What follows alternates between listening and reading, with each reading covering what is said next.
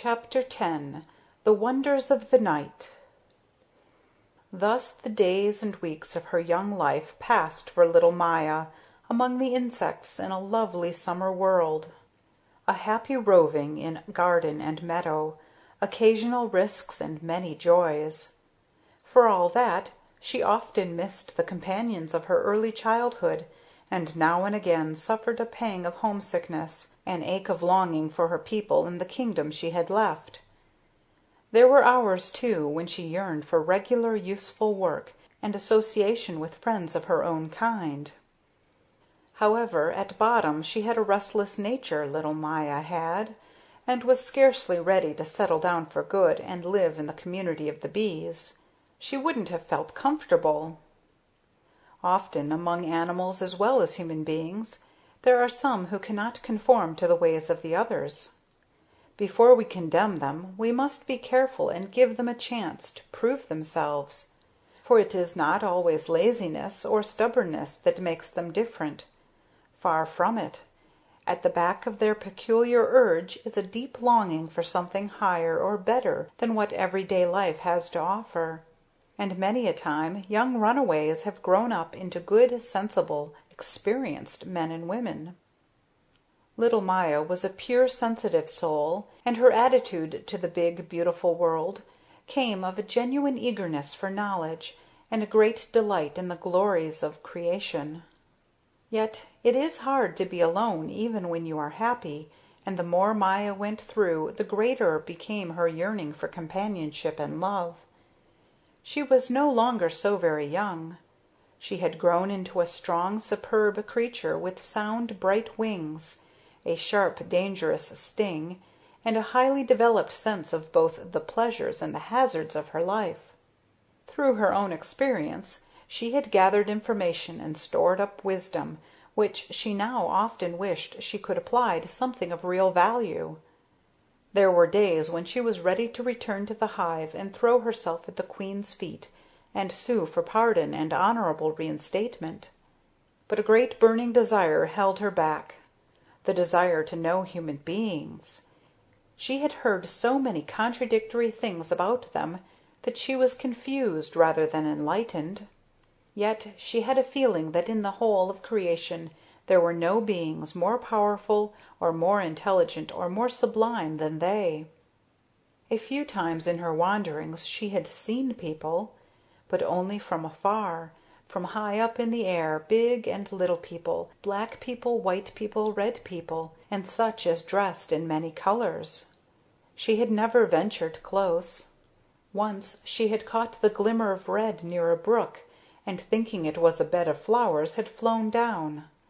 She found a human being fast asleep among the brookside blossoms.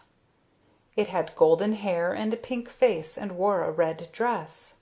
It was dreadfully large, of course, but still it looked so good and sweet that Maya thrilled and tears came to her eyes. She lost all sense of her whereabouts. She could do nothing but gaze and gaze upon the slumbering presence. All the horrid things she had ever heard against man seemed utterly impossible. Lies they must have been, mean lies that she had been told against creatures as charming as this one, asleep in the shade of the whispering birch trees. After a while a mosquito came and buzzed greetings. "Look!" cried Maya, hot with excitement and delight. "Look, just look at that human being there! How good, how beautiful! Doesn't it fill you with enthusiasm?" The mosquito gave Maya a surprised stare, then turned slowly round to glance at the object of her admiration. "Yes, it is good. I just tasted it. I stung it. Look, my body is shining red with its blood." Maya had to press her hand to her heart, so startled was she by the mosquito's daring. "Will it die?" she cried. "Where did you wound it? How could you? How could you screw up your courage to sting it? And how vile! Why, you're a beast of prey!" The mosquito tittered. Why, it's only a very little human being, it answered in its high, thin voice. It's the size called girl, the size at which the legs are covered halfway up with a separate colored casing. My sting, of course, goes through the casing, but usually doesn't reach the skin. Your ignorance is really stupendous. Do you actually think that human beings are good? I haven't come across one who willingly let me take the tiniest drop of his blood. I don't know very much about human beings, I admit, said Maya humbly. But of all the insects, you bees have most to do with human beings. That's a well-known fact. I left our kingdom, Maya confessed timidly. I didn't like it. I wanted to learn about the outside world. Well, well, what do you think of that? The mosquito drew a step nearer. How do you like your freelancing? I must say I admire you for your independence. I, for one, would never consent to serve human beings.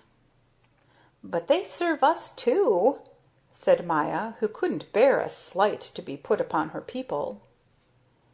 Maybe. To what nation do you belong? I come of the nation in the castle park. The ruling queen is Helen the Eighth. Indeed, said the mosquito, and bowed low. An enviable lineage. My deepest respects. There was a revolution in your kingdom not so long ago, wasn't there?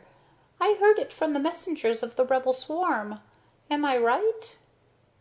Yes, said Maya, proud and happy that her nation was so respected and renowned. Homesickness for her people awoke again, deep down in her heart, and she wished she could do something good and great for her queen and country. Carried away on the wings of this dream, she forgot to ask about human beings. Or, like as not, she refrained from questions, feeling that the mosquito would not tell her things she would be glad to hear. The mite of a creature impressed her as a saucy miss, and people of her kind usually had nothing good to say of others. Besides, she soon flew away. I'm going to take one more drink, she called back to Maya. Later, I and my friends are going flying in the light of the westering sun. Then we'll be sure to have good weather tomorrow. Maya made off quickly. She couldn't bear to stay and see the mosquito hurt the sleeping child. And how could she do this thing and not perish? Hadn't Cassandra said, "If you sting a human being, you will die"? Maya still remembered every detail of this incident with the child and the mosquito, but her craving to know human beings well had not been stilled. She made up her mind to be bolder and never stop trying until she had reached her goal. At last, Maya's longing to know human beings was to be satisfied, and in a way far, far lovelier and more wonderful than she had dreamed. Once, on a warm evening, having gone to sleep earlier than usual, she woke up suddenly in the middle of the night, something that had never happened to her before. When she opened her eyes, her astonishment was indescribable. Her little bedroom was all steeped in a quiet bluish radiance. It came down through the entrance, and the entrance itself shone as if hung with a silver blue curtain. Maya did not dare to budge at first, though not because she was frightened. No. Somehow, along with the light came a rare, lovely peacefulness, and outside her room the air was filled with a sound finer, more harmonious than any music she had ever heard. After a time she rose timidly, awed by the glamour and the strangeness of it all, and looked out. The whole world seemed to lie under the spell of an enchantment. Everything was sparkling and glittering in pure silver. The trunks of the birch trees, the slumbering leaves, were overlaid with silver. The grass, which from her height seemed to lie under delicate veils, was set with 1,000 pale pearls. All things near and far, the silent distances, were shrouded in this soft bluish sheen. "This must be the night," Maya whispered, and folded her hands. High up in the heavens, partly veiled by the leaves of a birch tree, hung a full clear disk of silver, from which the radiance poured down that beautified the world. And then Maya saw countless bright, sharp little lights surrounding the moon in the heavens. Oh, so still and beautiful, unlike any shining things she had ever seen before. To think she beheld the night, the moon and the stars, the wonders, the lovely wonders of the night. She had heard of them, but never believed in them. It was almost too much. Then the sound rose again, the strange night sound that must have awakened her. It came from near by, filling the welkin, a soaring chirp with a silvery ring that matched the silver on the trees and leaves and grass, and seemed to come rilling down from the moon on the beams of silver light. Maya looked about for the source in vain. In the mysterious drift of light and shadow it was difficult to make out objects in clear outline. Everything was draped so mysteriously, and yet everything showed up true and in such heroic beauty. Her room could keep her no longer. Out she had to fly into this new splendor, the night splendor. "The good Lord will take care of me," she thought. "I am not bent upon wrong." As she was about to fly off through the silver light to her favorite meadow, now lying full under the moon, she saw a winged creature alight on a birch tree leaf not far away. Scarcely alighted, it raised its head to the moon, lifted its narrow wings, and drew the edge of one against the other, for all the world as though it were playing on a violin. And sure enough, the sound came, the silvery chirp that filled the whole moonlit world with melody. "Exquisite!" whispered Maya. "Heavenly, heavenly, heavenly!" She flew over to the leaf. The night was so mild and warm that she did not notice it was cooler than by day. When she touched the leaf, the chirper broke off playing abruptly, and to Maya it seemed as if there had never been such a stillness before, so profound was the hush that followed. It was uncanny. Through the dark leaves filtered the light, white and cool. "Good night," said Maya politely, thinking "good night" was the greeting for the night, like "good morning" for the morning. "Please excuse me for interrupting, but the music you make is so fascinating that I had to find out where it came from." The chirper stared at Maya wide-eyed. "What sort of a crawling creature are you?" it asked after some moments had passed. "I have never met one like you before." "I am not a crawling insect. I am Maya of the nation of bees." "Oh, of the nation of bees, indeed. You live by day, don't you? I have heard of your race from the hedgehog. He told me that in the evening he eats the dead bodies that are thrown out of your hive." "Yes," said Maya, with a faint chill of apprehension. "That's so. Cassandra told me about him. She heard of him from the sentinels. He comes when twilight falls and snouts in the grass looking for dead bodies. But do you associate with the hedgehog? Why, he's an awful brute." "I don't think so. We tree crickets get along with him splendidly. We call him Uncle. Of course, he always tries to catch us, but he never succeeds, so we have great fun teasing him. Everybody has to live, doesn't he? Just so he doesn't live off me, what do I care?" Maya shook her head. She didn't agree, but not caring to insult the cricket by contradicting, she changed the subject. "So you're a tree cricket?" "Yes, a snowy tree cricket. But I must play, so please don't keep me any longer. It's full moon, a wonderful night. I must play." "Oh, do make an exception this once. You play all the time. Tell me about the night." "A midsummer night is the loveliest in the world," answered the cricket. "It fills the heart with rapture. But what my music doesn't tell you I shan't be able to explain. Why need everything be explained? Why know everything? We poor creatures can find out only the tiniest bit about existence, yet we can feel the glory of the whole wide world." And the cricket set up its happy silvery strumming. Heard from close by where Maya sat, the music was overpowering in its loudness. The little bee sat quite still in the blue summer night, listening and musing deeply about life and creation. Silence fell. There was a faint whir, and Maya saw the cricket fly out into the moonlight. "The night makes one feel sad," she reflected. Her flowery meadow drew her now. She flew off.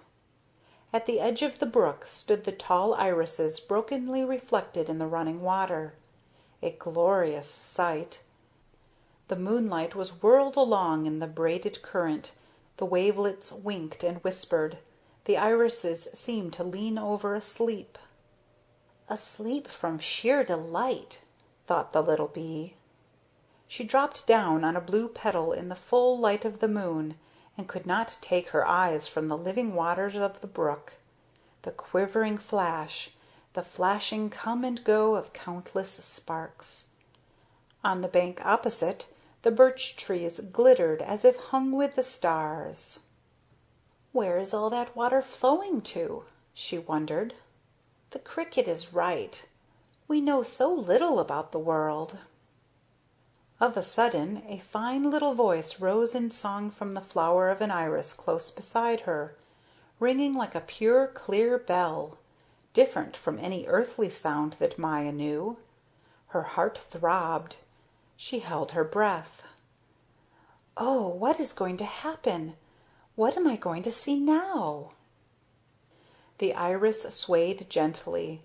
One of the petals curved in at the edge, and Maya saw a tiny snow-white human hand holding on to the flower's rim with its wee little fingers.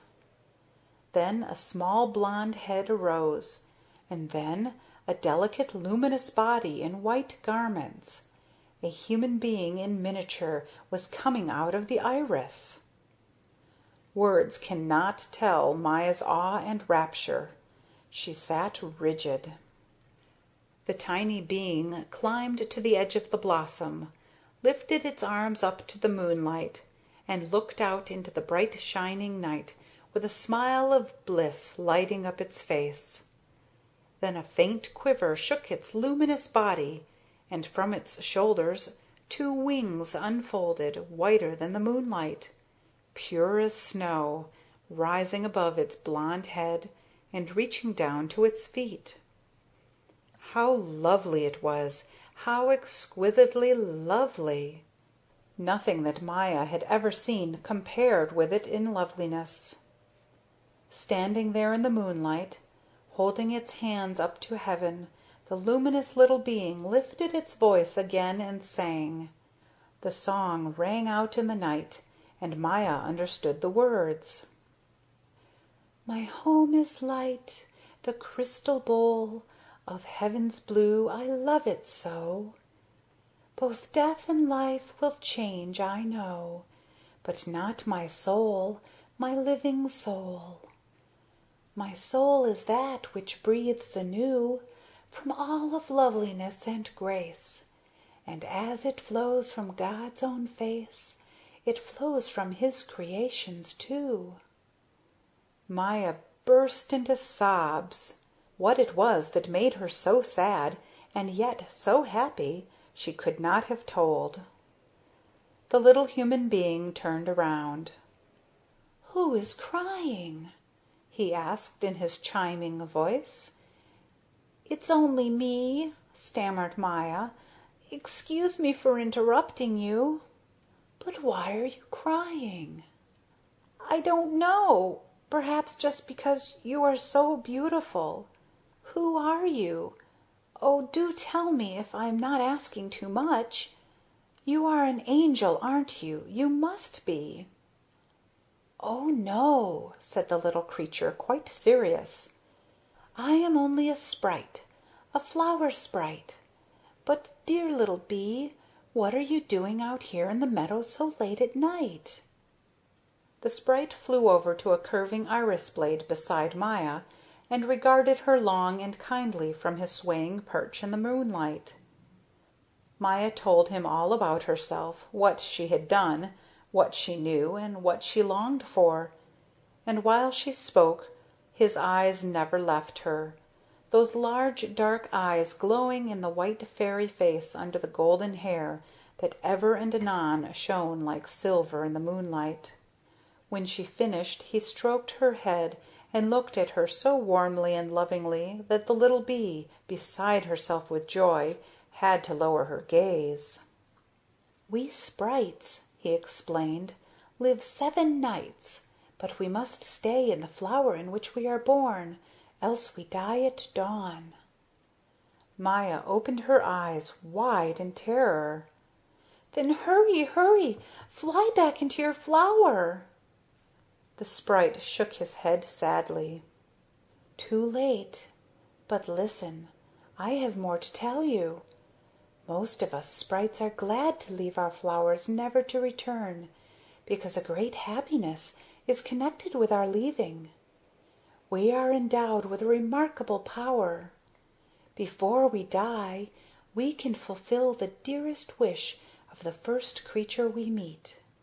It is when we make up our minds seriously to leave the flower for the purpose of making someone happy that our wings grow." "How wonderful!" cried Maya. "I'd leave the flower too, then.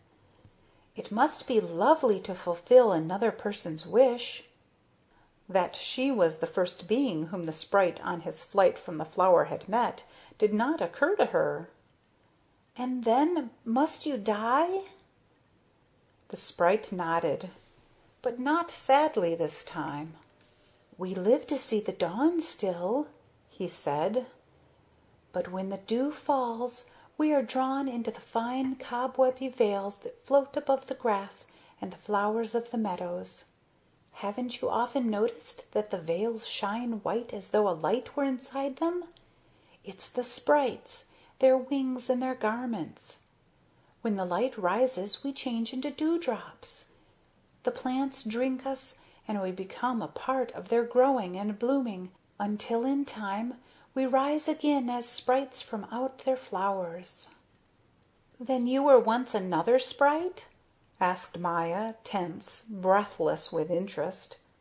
The earnest eyes said yes. "But I have forgotten my earlier existence. We forget everything in our flower sleep." "Oh, what a lovely fate!" "It is the same as that of all earthly creatures, when you really come to think of it, even if it isn't always flowers out of which they wake from their sleep of death. But we won't talk of that tonight." "Oh, I'm so happy!" cried Maya. "Then you haven't got a wish? You're the first person I've met, you know, and I possess the power to grant your dearest wish." "I? But I'm only a bee." "No, it's too much. It would be too great a joy. I don't deserve it. I don't deserve that you should be so good to me." "No one deserves the good and the beautiful. The good and the beautiful come to us like the sunshine." Maya's heart beat stormily. Oh, she did have a wish, a burning wish, but she didn't dare confess it. The elf seemed to guess. He smiled, so you couldn't keep anything a secret from him. "Well?" He stroked his golden hair off his pure forehead. "I'd like to know human beings at their best and most beautiful," said the little bee. She spoke quickly and hotly. She was afraid she would be told that so great a wish could not be granted. But the sprite drew himself up. His expression was serious and serene. His eyes shone with confidence. He took Maya's trembling hand and said, Come, we'll fly together. Your wish shall be granted."